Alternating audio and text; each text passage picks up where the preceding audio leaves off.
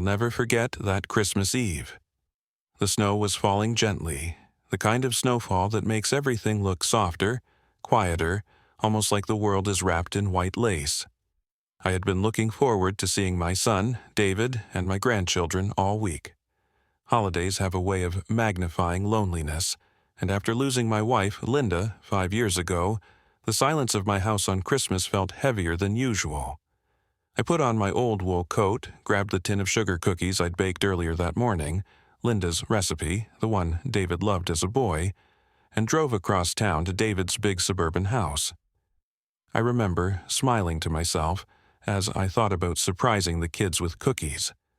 Maybe I'd even sit by the fire for a while, watch them open a gift or two. I wasn't asking for much, just a moment of family. But when I got to his front door, everything changed. David opened the door, his expression tight, his tie slightly loosened from a long day.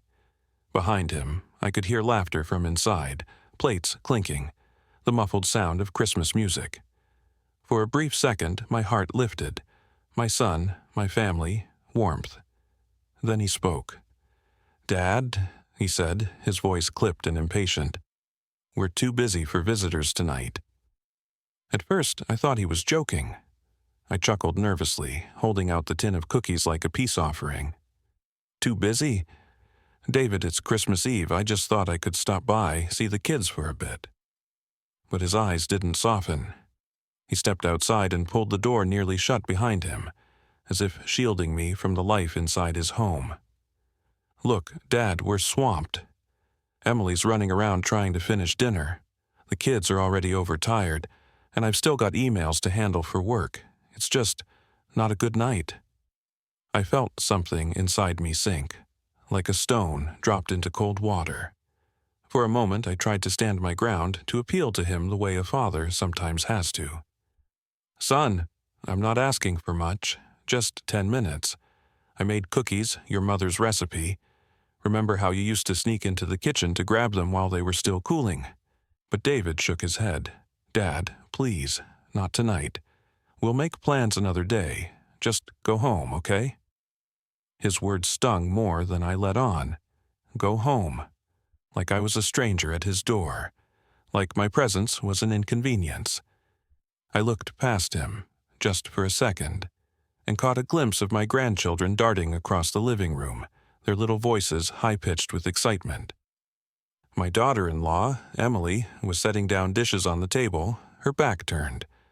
The house looked warm, alive, everything my own home wasn't, and yet I was being asked to leave. I swallowed hard and nodded, trying to keep my voice steady. "All right, I understand." The cookies in my hand suddenly felt heavy. He didn't even reach for them, didn't even notice the effort. I turned back toward my car, the crunch of snow beneath my boots, loud in the quiet night. Behind me, the door shut with a soft but final thud. I stood there for a moment, staring at the glow from his windows, and I thought about all the years I had worked double shifts to put him through school. The nights I'd gone without so he could have. The sacrifices Linda and I made so he'd have a better life than we did. And here I was, unwanted on Christmas Eve. I drove home alone, the tin of cookies resting on the passenger seat untouched. The streets were nearly empty, lit by strings of lights hanging from rooftops, but none of it made me feel less hollow. I thought about my niece, Megan, who had invited me earlier that week to join her for Christmas dinner. She'd said, "Uncle Earl, we'd love to have you. Please don't spend it alone." I had turned her down, thinking David would want me there, thinking my son needed me more. But I was wrong. That night, as I sat in my quiet living room with only the ticking clock for company, I made peace with something I had been avoiding for years. I couldn't force my son to love me the way I loved him. I couldn't beg for a seat at his table. And though I didn't know it then, by the next morning my decision would change everything. Because when David realized what had happened, when he saw the consequences of his choices, he called me 27 times. 27 times in a single day. But I didn't answer. Not out of anger, not out of spite, but because love isn't about words shouted in desperation after the fact. Love is about presence. And in that moment, I finally understood who had been present for me all along. My name is Earl Whitaker. I'm 68 years old, retired from 37 years on the factory floor.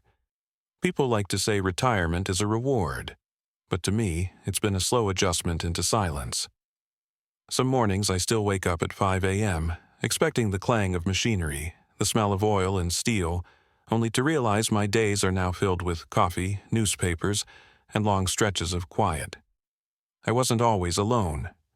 For 39 years I had my wife, Linda, by my side. She was the light of my life, steady, kind, the glue that held our little family together. We raised one son, David. She adored him, and I worked double shifts to provide the life she dreamed for him. A good education, a home where he never had to worry about bills, and opportunities I never had. When Linda passed away from cancer 5 years ago, the house went dark in more ways than one.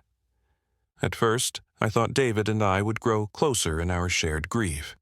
Instead, it felt like he built walls around himself. He threw himself into work, into climbing the corporate ladder, into becoming the man he thought success demanded. On the outside, he looks polished. Fine suits, nice cars, a big suburban home. But when it comes to family, to connection, there's a distance I can never seem to cross. He's 38 now, married to Emily, a kind woman, though often busy wrangling their 2 children, Hannah and Jacob. They're good kids. Hannah's 9, always reading, and Jacob's 6, a ball of energy. I've only seen them a handful of times this year. Birthdays, maybe one soccer game. More often than not, my invitations are met with, "Dad, things are crazy right now.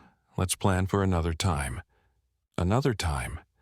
Those words have become a constant echo in my life. But not everyone has drifted away. My niece, Megan Carter, has been a lifeline in these years. She's 26, the daughter of my late sister, Grace. When Grace and her husband were killed in a car accident, Megan was only 19. She put herself through college, working nights at a diner, and still managed to graduate with honors. Despite everything she's endured, she carries herself with warmth and gratitude. Every Sunday, without fail, she calls me just to ask how I'm doing. Sometimes she drops by with groceries, insisting, "Uncle Earl, you've done enough for everyone else. Let me do something for you." The truth is, Megan makes me feel seen in a way David doesn't anymore. She remembers my stories, laughs at my jokes, and treats me like more than just a man whose usefulness has run its course.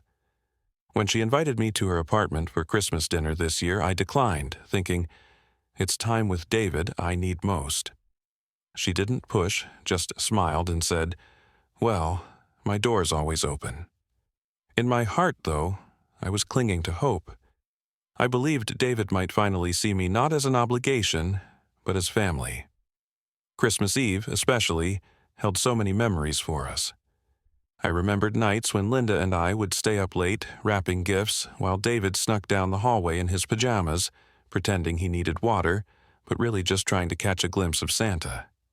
I thought, maybe, just maybe, he'd want to recreate a sliver of that magic with me. Instead, I found myself standing outside his home, listening to laughter spill through the windows while he told me there was no room for me that night. That moment didn't just sting, it hollowed me out. Because rejection, when it comes from strangers, rolls off your back. But when it comes from your own blood, from the child you sacrificed for, it cuts deeper than you can prepare for. Driving home alone, I thought about the balance between giving and receiving in relationships. I had given everything, my time, my sweat, my years. Yet, in that moment, I realized how little of it had been acknowledged. Love, as I knew it, was meant to be reciprocal. It didn't need to be grand or dramatic, just present. A phone call, a meal together, a seat at the table. What I didn't know that night was how much that realization would shape the choice I had already made weeks earlier. Quietly, without telling David, I had gone to my lawyer and rewritten my will. I didn't do it lightly. I sat with the papers for hours. thinking about fairness, about legacy, about who would truly value what I left behind. I thought about David's disinterest, his distance, his growing world where I no longer seemed to fit. And I thought about Megan, who, despite having so little, still gave so much of herself. By Christmas Eve, that decision no longer felt uncertain. David's words, "We're too busy for visitors," sealed it. It was almost like fate had underlined what I already knew. The next morning, David would find out. And that's when his 27 calls began. Christmas Eve is supposed to be about togetherness, about family gathering, laughter echoing through a house, the smell of food drifting from the kitchen. That's what I told myself as I drove across town that night, the tin of cookies resting on the passenger seat. The streets glowed with Christmas lights strung from rooftops, inflatables of Santa and reindeer bouncing in the winter wind. I thought about how, as a boy, David used to press his face to the car window, pointing and shouting, "Look, Dad, that one has Rudolph." This year, I thought maybe we'd sit together by his tree, just for a little while. Maybe I'd tell Hannah and Jacob the same stories I once told David. Maybe we'd start a new tradition. But life doesn't always give you what you hope for. When David opened the door, his face wasn't lit with joy or surprise. Instead, his brows knit together, his lips tightened. He stepped halfway out, blocking most of the warm light from spilling onto the porch. Behind him, I caught glimpses of life. Emily setting plates, Hannah twirling in a new holiday dress, Jacob bouncing around with a toy car. It looked like the kind of night any father would long to be part of. "Dad," David said, his voice flat, "what are you doing here?" I forced a smile and lifted the tin slightly. "I baked cookies, thought I'd drop them off and maybe see the kids for a few minutes." He didn't even glance at the tin. "We're too busy for visitors tonight. It's not a good time." My smile faltered. "Too busy? David, it's Christmas Eve." He sighed, pinching the bridge of his nose as though I'd just handed him another problem to solve. "I know what day it is, but the kids are hyper, Emily's stressed, and I still have work to do. We just can't add anything else to the chaos right now." For a second, I thought maybe he'd soften, that he'd open the door wider and say, "Come in, Dad, just for a little while." But he didn't. He shifted uncomfortably, glancing back into the house as though worried I'd see too much of what I was missing. I tried again, my voice quieter this time. "I won't stay long, just 10 minutes. I'd like to wish the kids a Merry Christmas." David shook his head, his tone firm. "Dad," I said, "no. We'll plan another time." Those words hit me like a slap. Another time, always another time. A future that never seemed to come. For a moment, anger flared inside me. I wanted to remind him of the nights I came home, with grease still on my hands because I'd taken overtime to pay for his basketball camp. I wanted to tell him about the years Linda and I went without vacations so he could go to college, debt-free. I wanted to say, "I gave you everything. How can you not give me 10 minutes? But instead, I swallowed the words. What good would they do now? "All right," I said, forcing steadiness into my voice. "I understand." I turned, my boots crunching in the snow, and walked back to my car. Behind me, I heard the door close softly, as though even the sound of it slamming might draw attention to what had just happened. I sat in the car for a long minute before starting the engine, the tin of cookies still balanced on the seat beside me. I looked down at them and thought about how Linda used to decorate them with sprinkles shaped like Christmas trees. David would sneak into the kitchen, grinning with sugar dusting his chin, and she would scold him lovingly. Now the cookies sat untouched, rejected before they were even offered. Driving home, the streets seemed colder, lonelier. The lights on the houses felt mocking, their brightness reminding me of the darkness in my own home. When I pulled into my driveway, I sat there for a moment, staring at the porch light I'd left on, hoping to come home to something warm. Instead, I carried the cookies inside, set them on the counter, and looked around the empty kitchen. The silence was deafening. I tried turning on the television, but the cheerful voices and holiday specials only made me feel more out of place. I turned it off, sat in the armchair by the window, and watched the snow fall. In that silence, thoughts crowded my mind. Had I failed as a father somehow? Had I pushed too hard, given too much, or not enough? I thought of Linda, what she would say if she could see the distance between David and me now. Would she blame me? Or would she tell me that sometimes, no matter how much you give, love can't be forced where it isn't returned? My phone buzzed once that night. A message from Megan. "Merry Christmas Eve, Uncle Earl. Hope you're doing okay. If you change your mind, we've got plenty of food." I didn't reply. My pride kept me from admitting how much I wished I had accepted her invitation. Instead, I went to bed early, the tin of cookies still unopened in the kitchen.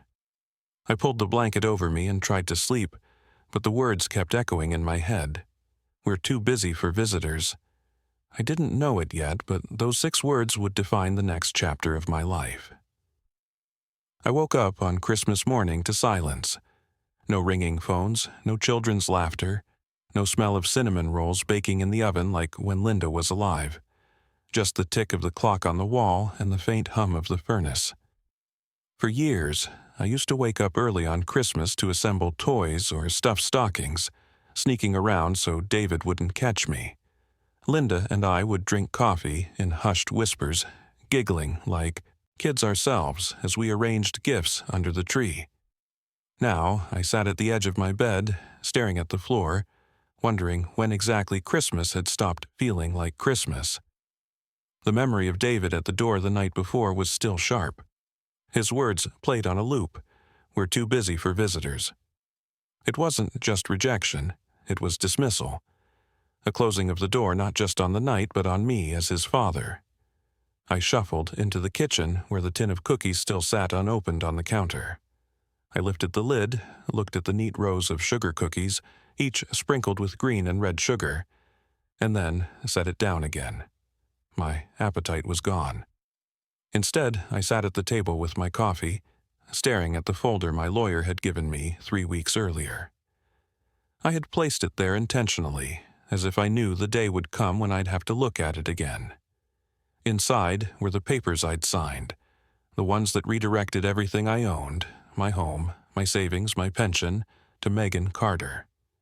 That decision hadn't been easy. For months, I wrestled with guilt. A father's instinct is to leave his legacy to his child. That's the way it's supposed to go.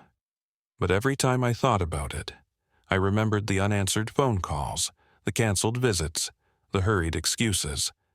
I thought about how Megan, with all her burdens, still managed to show me love without expectation.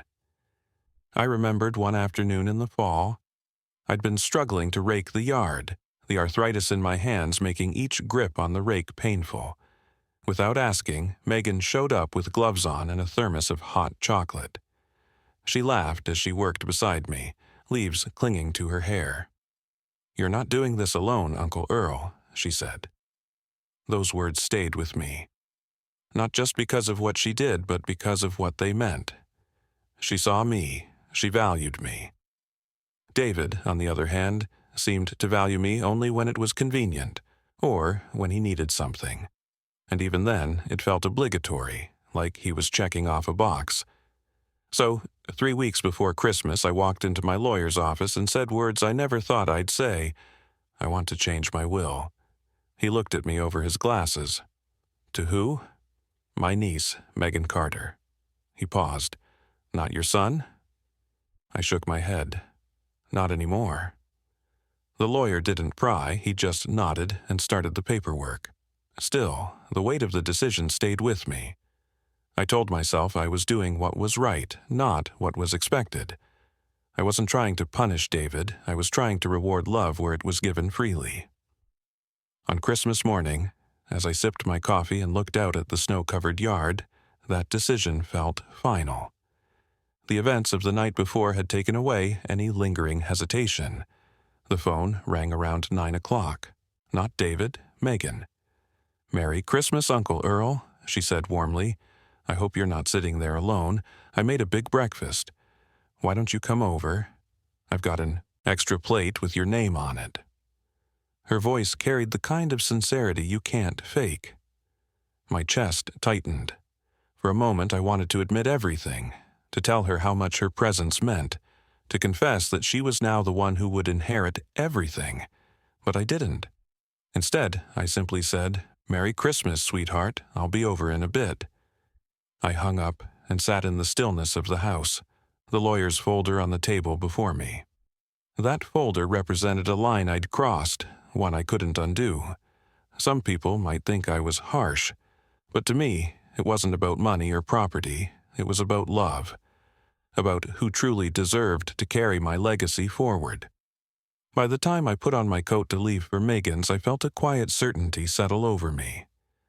The choice was made, and for the first time in years, it felt like the right one.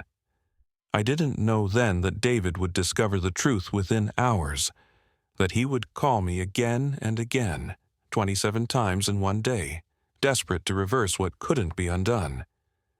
But as I stepped out into the crisp morning air, the snow crunching beneath my boots, I didn't think about him. I thought about Linda, about how proud she would have been of Megan, and I thought about how love isn't measured in grand gestures or obligations. It's measured in presence, in the simple act of showing up. And Megan had shown up, every single time. Christmas morning had always been about excitement in my house when David was a boy. He'd wake us before sunrise, bouncing on our bed, shouting, "It's Christmas, Dad. Come on, let's go." Linda and I would stumble out, bleary-eyed but laughing, and watch him tear into presents with that wide-eyed wonder only children have. But this Christmas morning, my son wasn't tearing into gifts. He was tearing into panic. I didn't see it with my own eyes at first. What I saw was the world outside my own window, snow sparkling on rooftops, the faint sound of church bells ringing across town, and the quiet comfort of Megan's car pulling into my driveway. She carried a casserole dish wrapped in a towel and greeted me with a bright, "Merry Christmas, Uncle Earl." Her presence felt like sunlight after a storm. We sat at my small kitchen table, eating scrambled eggs and toast, laughing softly as she told me about her roommate's disastrous attempt at cooking a turkey the night before. For the first time in a long time, I felt warmth on Christmas morning. But then my phone buzzed. Once, twice, 3 times. By the 4th time, Megan raised her brows. "Do you want to get that?" I glanced at the screen. David Whitaker. The calls didn't stop, one after another. First a ring, then a voicemail, then another ring. By noon, the call log showed 15 missed calls. By the end of the afternoon, 27. Each one more frantic than the last. I finally listened to a few of the voicemails sitting alone in the living room while Megan washed dishes in the kitchen. The first was clipped, almost businesslike. "Dad, I just got a call from your lawyer. What is this about changing your will? He said the estate has been transferred to Megan. That has to be a mistake. Call me back right away." The second was sharper, tinged with disbelief. "Dad, this isn't funny. You can't just give everything away like that. I'm your son. I've always been here. Megan doesn't deserve. Call me back." By the 5th message, his voice cracked. "Dad, please, don't do this. We can fix this. Just call me back, please." I sat there, the phone heavy in my hand, my chest tight. For years, I had wanted my son to speak to me with that kind of urgency, that kind of need. But now it wasn't born of love or desire for connection. It was born of fear of loss, of money, of status. I put the phone down and stared at the tree in the corner of the room. It wasn't much, just a small artificial tree Megan had brought over the week before, decorated with simple ornaments. But to me, it looked more beautiful than any towering pine in David's house, because it wasn't about appearances, it was about presence. When Megan came back in, she noticed the look on my face. "Uncle Earl, you okay?" I nodded slowly. "David's been calling, he found out." Her eyes widened. "About the will? About everything?" She sat down across from me, her expression gentle. "Do you want to call him back?" I shook my head. "Not today." And in that moment I felt something shift inside me. For years, I had been chasing scraps of attention from David, begging for a seat at his table, believing that being his father meant I had to accept whatever crumbs he offered. But hearing those voicemails, hearing the sudden desperation only after he realized what he stood to lose, it opened my eyes. He hadn't called me 27 times this year to ask how I was feeling. He hadn't called me 27 times to invite me to dinner, to watch Jacob's soccer game, to hear about my doctor's appointments. But the moment money entered the picture, he called 27 times in one day. That was my answer. That was the truth I had been avoiding. I looked at Megan, who was watching me carefully, as if afraid I might regret what I'd done. I reached across the table and patted her hand. I don't regret it, not one bit. Her eyes welled up. "Uncle Earl?" "Listen," I said, my voice steady. "I didn't make this choice to hurt David. I made it to honor love where it's been shown. And you, Megan, you've shown me love, real love. You deserve this more than anyone." She shook her head, tears sliding down her cheeks. "I don't need anything from you. I just wanted you to know you're not alone." And in that moment I felt more peace than I had in years, because I knew I had finally stopped chasing something that was never going to be given freely. I had chosen to place my legacy, not in blood alone, but in love. The phone buzzed again, vibrating against the table. I let it ring. Outside, the snow kept falling, blanketing the world in silence. Inside, I sat with Megan, holding the truth in my heart. Christmas morning had finally given me clarity. By the time evening fell on Christmas Day, the missed calls had stopped. My phone sat silent on the coffee table, the screen dark, as though even it had grown weary of David's desperation. 27 times he'd called, and each time I let it ring. I knew what he wanted, and I knew why. For years, I had prayed for my son to call me with that kind of urgency.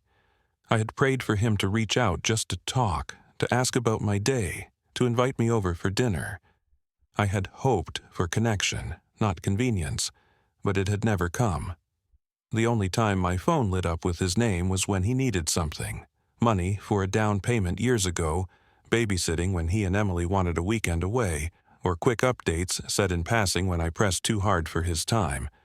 And now, when it was too late, he found his urgency. But not for me, for what I had. That realization sat heavy on my chest, but not in the way it once might have.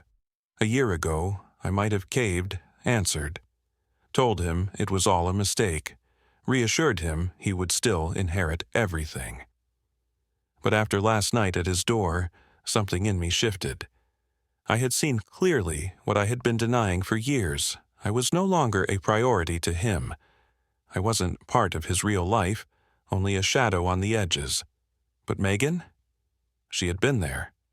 That afternoon, after she finished the dishes, she sat with me by the little tree in the living room. We didn't need many words.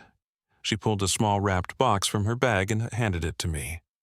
Inside was a framed picture of the two of us from the fall, standing in my yard with rakes in our hands, leaves piled around our feet.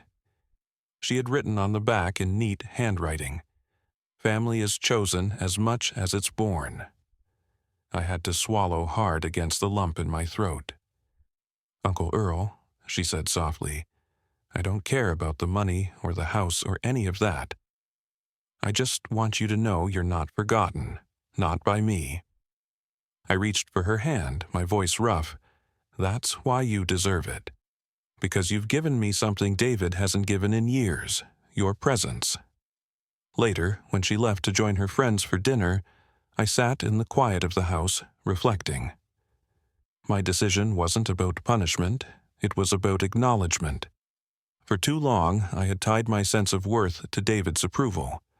I thought being his father meant waiting endlessly for him to turn back toward me, to finally say, "I need you, Dad." But that need never came. Instead, it came from Megan in small, consistent ways. A call on Sundays, a ride to the pharmacy, a casserole when I was too tired to cook. She never asked for anything in return. And that's the truth I wanted my legacy to reflect, that love is measured, not in obligations or in shared DNA, but in presence, kindness, and care. The next day, David finally sent a text. "Dad, I can't believe you did this. After everything, call me." I stared at the words for a long time. A part of me wanted to answer, to try to explain, to smooth things over the way I always had. But another part of me knew the explanation had been written already. Not in words, but in years of actions. He had made his priorities clear, and I had finally accepted them. So I put the phone down. That night, as I turned off the lights and settled into bed, I thought about Linda. I wondered if she'd approve of what I'd done.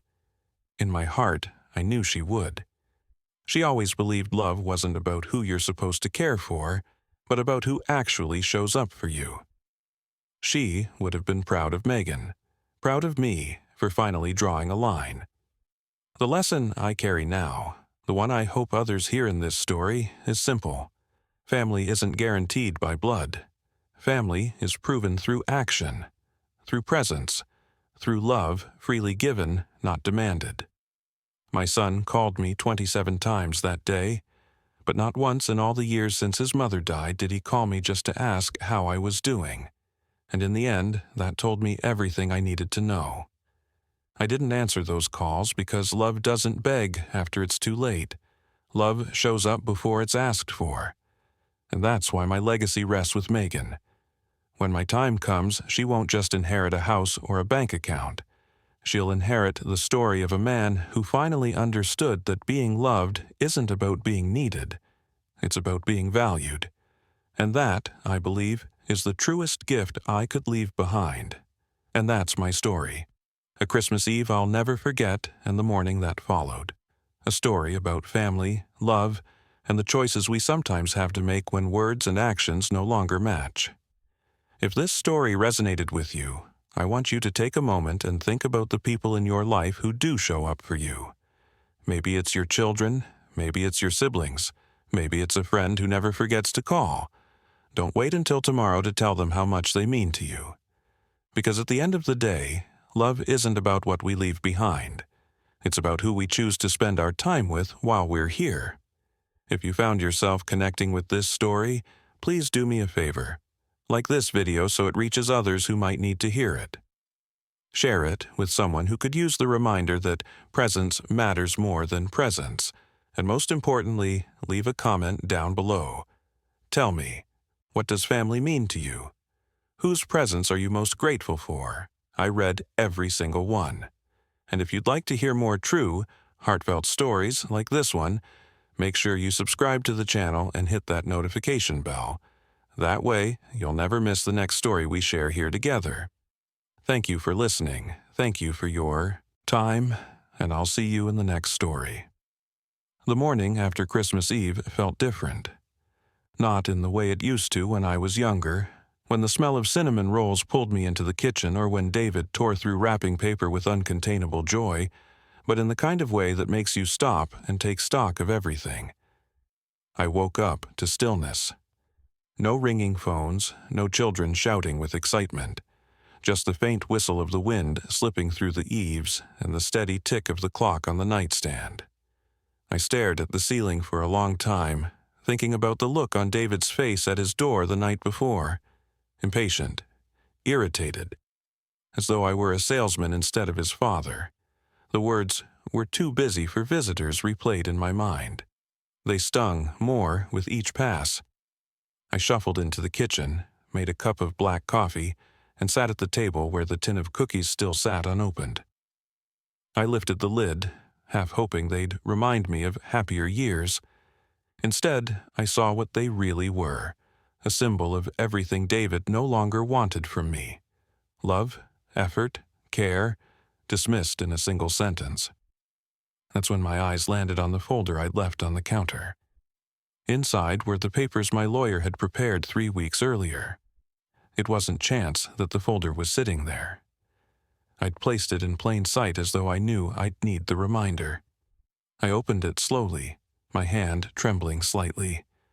The documents were clear: my home, my savings, the entirety of my estate, transferred to my niece, Megan Carter. Making that decision hadn't been quick. I'd agonized over it for months. Every father dreams of leaving something behind for his child, a sign of years of work, sacrifice, and love. But what happens when the child you raised looks at you as though you're nothing more than an interruption? What happens when your presence feels like a burden instead of a gift? 3 weeks earlier, I'd walked into my lawyer's office and sat down heavily in the leather chair across from his desk. "I want to change my will," I told him. He blinked at me over his glasses. "From your son?" "Yes," I said firmly. "To my niece, Megan." He hesitated, as though giving me one last chance to change my mind. But I didn't, because I already knew the truth. Megan was the one who showed up. She called on Sundays, brought groceries without being asked, listened to my stories, and laughed at my corny jokes. She filled the space Linda left behind with kindness and consistency. She didn't have much, but what she gave was priceless. David, on the other hand, gave excuses. Always later, always too busy, and now, finally, no visitors. I thought of one afternoon just a month earlier. I'd been out in the yard, struggling with the ladder while trying to hang a wreath on the porch. My knee gave out, and I nearly tumbled. Before I could catch my breath, Megan was there, jogging up the driveway with a bag of groceries in her arms. She dropped everything to steady me. "You shouldn't be doing this alone," she said, concern filling her eyes. "That's what I'm here for." That single moment summed up everything. She saw me. She cared enough to step in. Now, on Christmas morning, the contrast couldn't be sharper. David had shut his door while Megan was already on her way over with breakfast. My phone buzzed once. Her name lit up the screen. "Merry Christmas, Uncle Earl," she said, her voice warm. "I made way too much food. I'm bringing some over to you. Hope you're ready to eat." I smiled for the first time in days. "You didn't have to do that." "Of course I did. It's Christmas. Nobody should be alone today." When I hung up, I looked at the papers again. The decision I'd wrestled with for so long suddenly felt lighter, like a burden had lifted. David's rejection had sealed it, not out of vengeance, but out of clarity. I wasn't taking anything from him. I was simply placing my legacy where love had already been proven. When Megan arrived, the house smelled of sausage and eggs as we sat down together. She filled the kitchen with laughter, with light, with the simple act of caring. And as I watched her move about, humming Christmas songs under her breath, I knew, without a doubt, I had made the right choice. It wasn't about money, it was about meaning.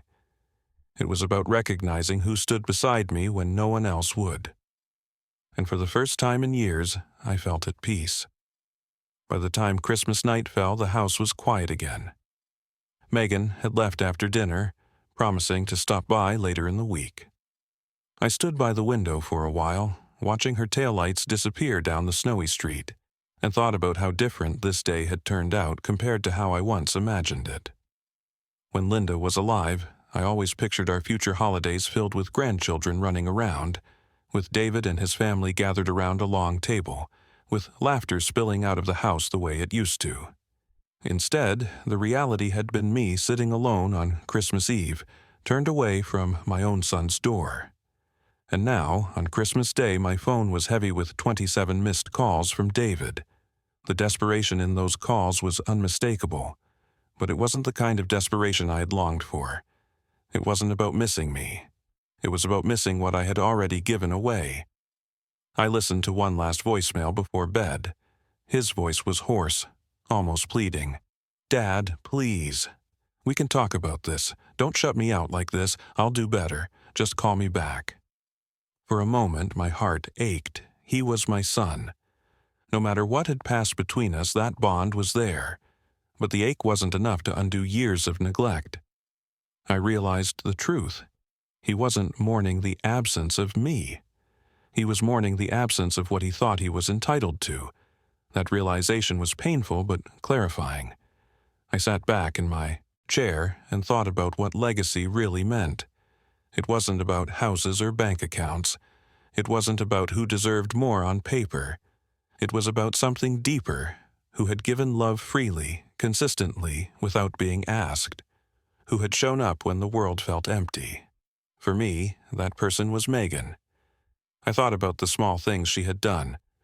Calling every Sunday, bringing groceries, insisting I wasn't alone during the holidays.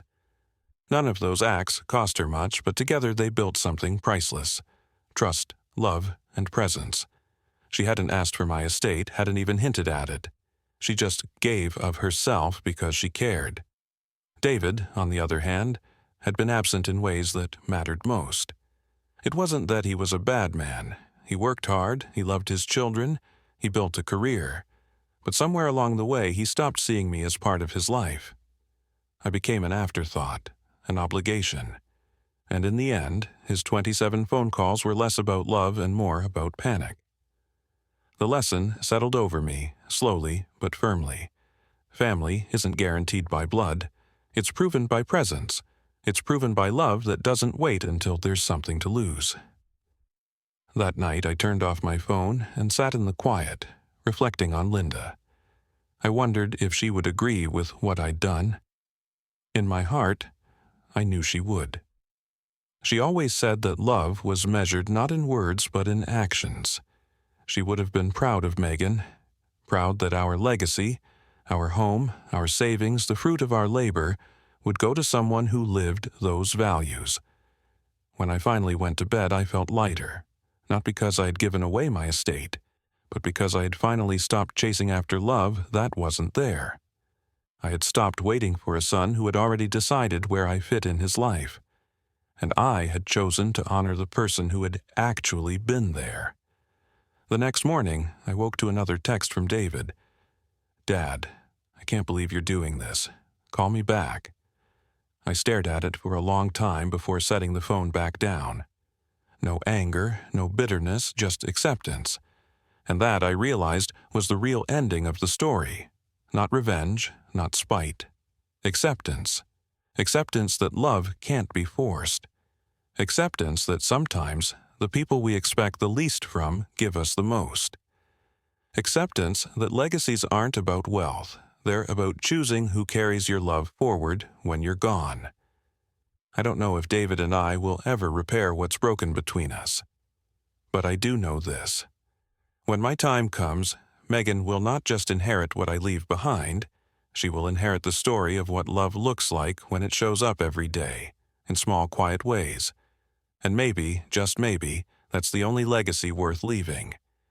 And that's how my Christmas unfolded. A night I thought would be filled with family ended with me standing outside my son's door, and a morning that should have been quiet became a lesson I'll carry for the rest of my life.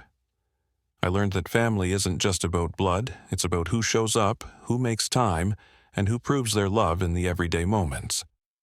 My son called me 27 times after it was too late, but the people who love you don't wait until tomorrow. They choose to be there today. If this story touched you, I want to ask you something. Take a moment and reach out to the people who truly matter in your life. A simple phone call, a meal together, even just saying thank you. Those little acts mean more than you realize. Don't wait until they're gone to tell them. And if this story resonated with you, please do me a favor. Like this video so it reaches more people who might need this reminder. Share it with someone in your life who values family and love. And most importantly, I'd love to hear from you. Leave a comment below and tell me what family means to you, or who you're most grateful for. If you want more true, heartfelt stories like this one, make sure you subscribe to the channel and hit the notification bell so you never miss what's coming next. Thank you for listening, and thank you for being here.